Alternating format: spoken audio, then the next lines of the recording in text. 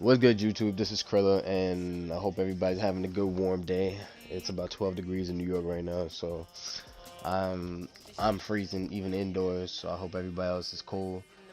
Um, Today is just gonna be a shorter video, most likely, because there's less teams that's on. Obviously, as the playoffs get closer and closer to the finals, it tends to be obviously less teams playing.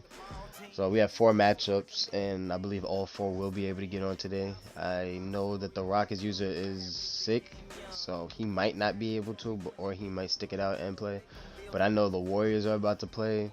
If not, they are playing now. And I know the 76ers played today, and the Heat will be playing today as well. So I'm just going to go over just a couple of the games, these two in specific, obviously. And then other than that, I'm just going to talk about what I predict is going to happen in this second round between all sides. So I'm going to start off with the Heat, only because they played first. They played yesterday, I believe. This I actually predicted. I thought it was going to be a lot. I think it's gonna be a. I thought it was gonna be a closer game, but the way they came out, they just came out completely prepared. I think the Pistons do need to prepare for this team, which sounds funny because it's a video game. But I asked the Heat. Actually, I didn't ask him, but he brought it up himself. He said I had like 5 to 10 opening plays that I already knew what I was gonna do before the game started. So he had everything scouted perfectly against the Pistons. And just dive into this real quick. Hassan had a great game, only missed 2 shots. Then you go over to Dragic and Wade. Like the supporting cast is great. If you have about 5 players that scored over 10, then that's perfect. That's actually a really big help. And I did watch this game. The user for the Pistons had to go during the third quarter, I believe. So the rest was a simulation, but the game was already decided before then. You can see that in the first quarter. Even though the second quarter they had a better game, it's just if you're not reversing it on them, making them score under 20, then that lead is just gonna increase as you kept going. So going into this, I was watching the game. I liked what I seen the Heat do, which I thought was good. Is the guy that I'm highlighting right now is Bam, their rookie for this year. He had him run some really big minutes, and I did see him use him with Hassan at the same time. So he let Bam be power forward and let Whiteside be center, which gave a lot of pressure to Andre Drummond. As you can see, 12 rebounds is considered low for Drummond because he's usually getting like 15 and up, and I think that's the biggest way how they won. Both teams had a lot of turnovers. The Heat had a lot more. I think they could definitely work on that a little bit more. If I could say anything about them, just be a little bit more conservative with their passing. I think that's what gave it away. Other than that, the ball movement was great. The 3 ball was just clicking for them completely. They hit about 10 more shots than the Pistons did, and I think that's clearly what gave it away. So for this series, I believe that the Heat will win. I just think that the Heat won't. I don't think they're gonna sweep them. The Pistons actually claimed that it was gonna be a 3-0 sweep, but I'm not feeling that. I think that the Pistons are gonna fight back. I think they're gonna get a good 3-1. Maybe he was just joking, just to throw him off like a reverse psychology tactic.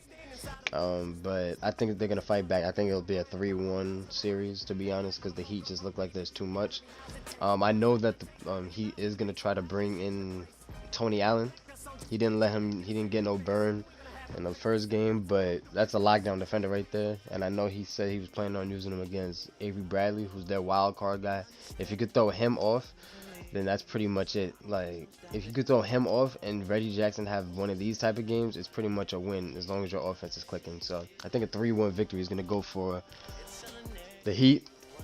Moving on up, I'm going to give it to the 76ers and Wizards. I think the 76ers, at first, I'm not going to lie, I thought the 76ers were going to go down easily. Not that easily, but I thought it was going to be like a 3-1 or a 3-2. Now I can't even tell who's going to win. The 76ers definitely impressed me. And the only reason I thought that was because of the team, how the team looks on paper. So if you look at the team on paper, they have Markelle Fultz, Covington, who's a great defender. I keep forgetting about that. Then you have Ben Simmons, who's a good defender. Then you have Embiid, who's a good defender. Then you have all these guys that I just named, except Embiid, that can shoot. I mean, except Simmons. All these guys right here that you see can shoot. So they got the perimeter game going on. And then they have a high flyer right here. A bit undersized, but it's all good. You could definitely put him at power forward. With Bogut. You have Tybo, who's also a good defender, and they have a very deep roster. I didn't even think of that. Justin Anderson, who's a good defender.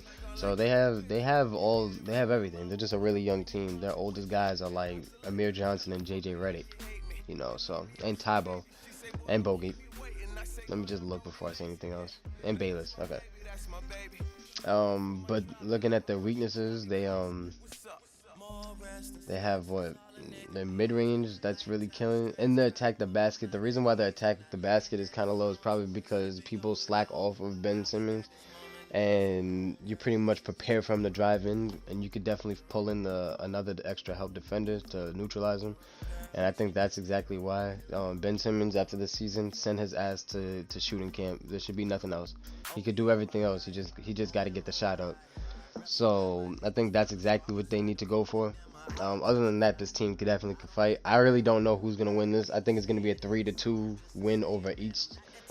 Who do I think is gonna win? I think the Wizards. I'm still gonna stick with the Wizards. I'm not gonna lie. I'm just gonna look over at their team. They have less weaknesses. Their post defense, that's not good enough. And I think that's why they were trying to go for some trades. I think they were trying to get some big men that are good at defense. Taking a look at their team, they have a great backcourt. Like they have Jabari, who's not a defensive player. Marcin Gortat is all right, but he's not that dominant no more, and he's getting older, so it's time to get somebody else. Otto Porter's great. John Henson is average. He's not that amazing. I used to use him in my old leagues while I was the Bucks. He's good. It's just that he's not that special.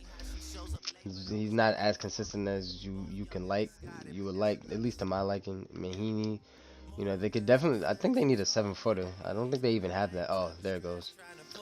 So Jason Smith, I don't think is getting any minutes. I don't think he's gonna play that much. So he didn't even play in the season. So I don't know about him. Maybe you could use him. He could definitely stretch the floor out a little bit if you want, because he could hit the midi. He uses Jody Meeks very well, but he has John Wall. He has like a bunch of two-way guys. You got these two ways, and Chris Middleton's actually a better defensive player than Bradley Beal. So he's just not as great at offense like Bradley Beal. But I think this is a good win, especially because you got Jabari, who's another offensive juggernaut, and then you still got Otto Porter.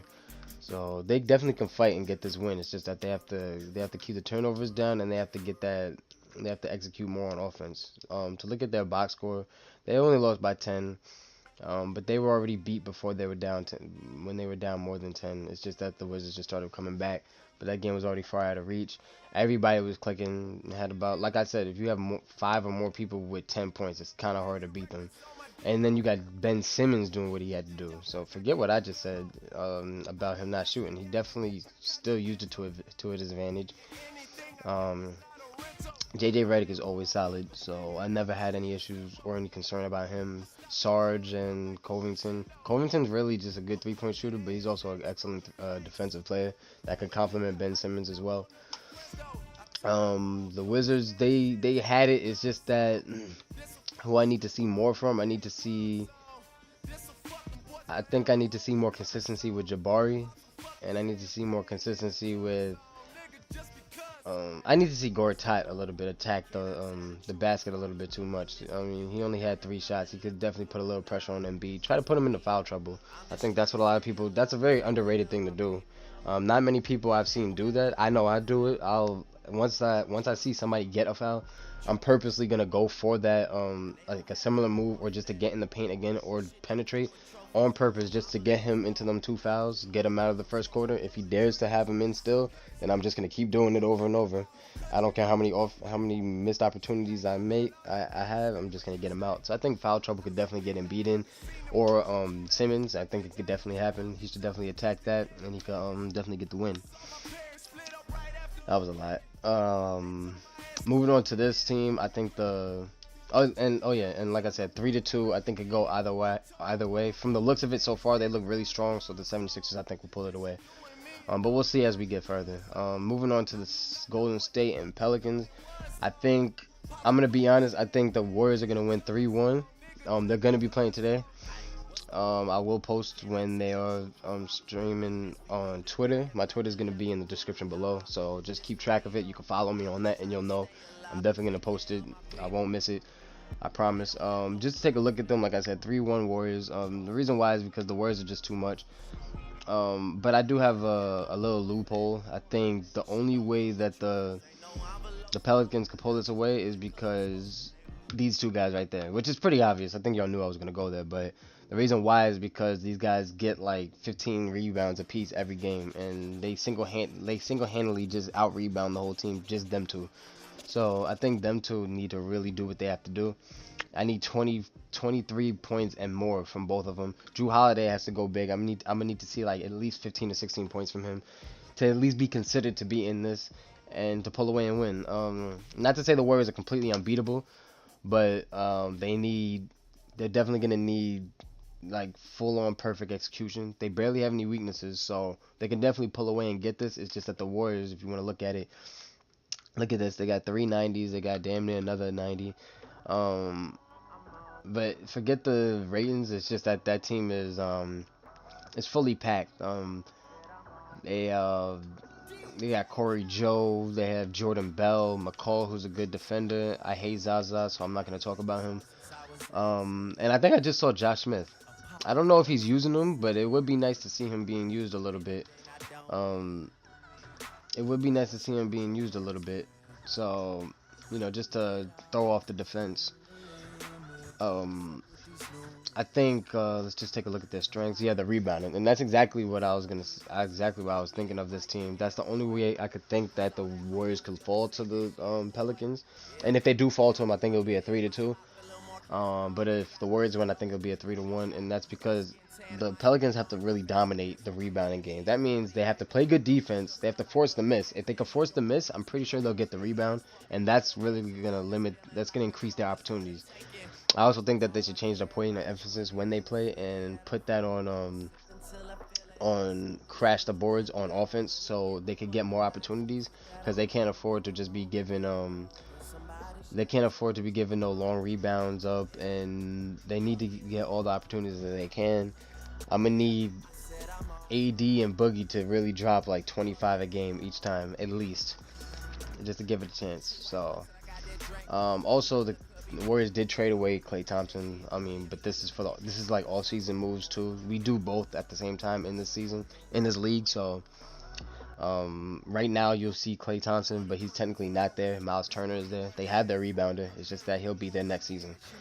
So yeah, like I said, for the Warriors, I think they'll win 3-1. I think the Pelicans, they'll win. If they win, they have to really play perfect and dominate the boards, but 3-2. Moving on, last and not least, Houston and San Antonio. I don't know if they're going to be playing today. All the other teams, I'm pretty sure, will play today. Like, you just seen 76ers and Warriors, their green light on, so they're probably playing right now. I'll leave that in the description if they are playing, or on Twitter. I don't know if the Rockets are going to be able to play because he has the flu, but let's take a look at this. This is actually the team that just beat me. They're extremely strong. One thing that a little scouting report for the Spurs, because even though I know he watched, so it's not like I'm cheating, but you can't let Aaron Gordon drive in, like get a good 2 steps of sprint action. So picture him holding RT. You cannot let him sprint for like more than 2 steps, because he's gonna dunk on you no matter what. You have to really just bump him or stop him or something, foul him. Don't let him get in there and get into rhythm with that dunking stuff, because he'll do it and he won't miss. It's impossible. I've tried it.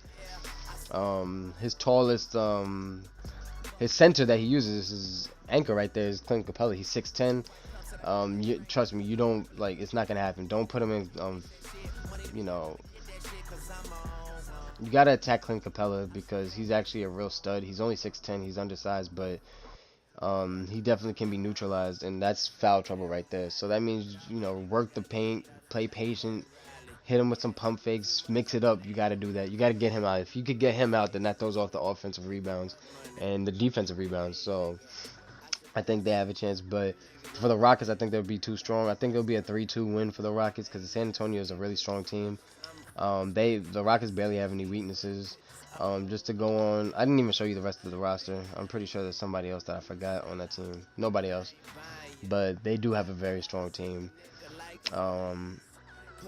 Kawhi's most likely going to be guarding Gordon or Harden, most likely Harden. And then Aaron Gordon's gonna have to really produce if he wants to win, as well as Chris Paul, Ryan Anderson as well. There's a lot to guard. And these guys are not lockdown defenders. LaMarcus, he does a great job using LaMarcus on defense and rebounding, so he's gonna be key. If he could drop about, he only has 13 points with them in the playoffs, but it seemed like he was scoring 20 a game. So definitely gotta get aggressive with him, and you'll probably have some success. If they win, vice versa, same thing. I think if the Spurs win, it'll be 3-2 as well. Kawhi has just been a monster. He's been a complete force. He's probably one of the best in the playoffs right now, other than LeBron, Harden, and other guys as well. But Kawhi's definitely been extremely consistent.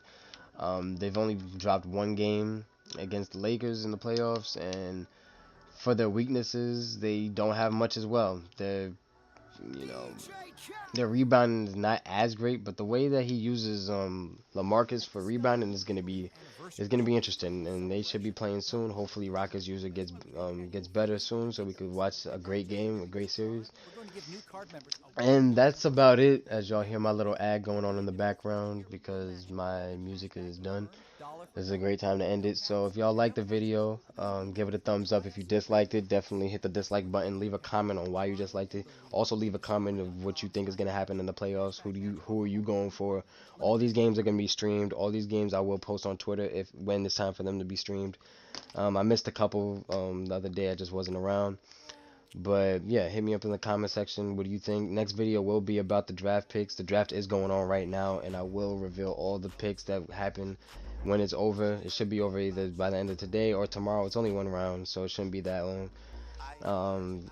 Most likely tomorrow the video will come out anyway, or the next day. And that's about it. Thank you. Stay warm again, and have a good one.